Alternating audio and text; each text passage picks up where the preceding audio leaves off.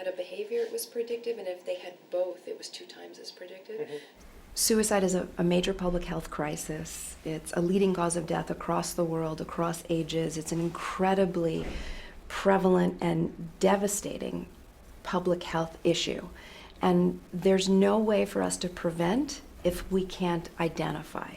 We know that 50% of people who die by suicide see their primary care doctor the month before they die. We should be asking these questions the way we monitor for blood pressure.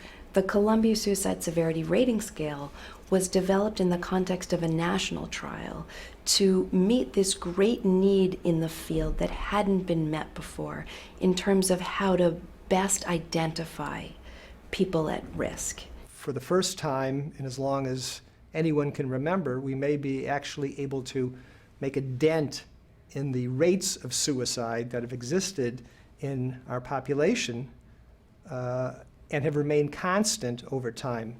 And that would be an enormous achievement in terms of public health care and preventing loss of life. Used to be in the past, somebody would only get asked about a suicide attempt.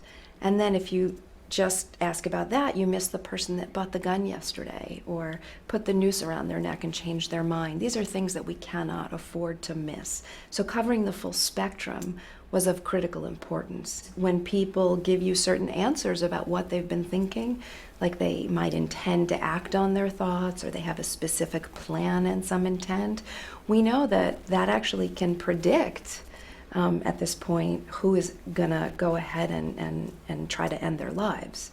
The benefit of this is that in emergency rooms, in clinical settings, in schools, in primary care offices, this can be used by doctors and medical professionals or people who are trained in it who don't have any medical training at all previously but are trained in the use of the instrument.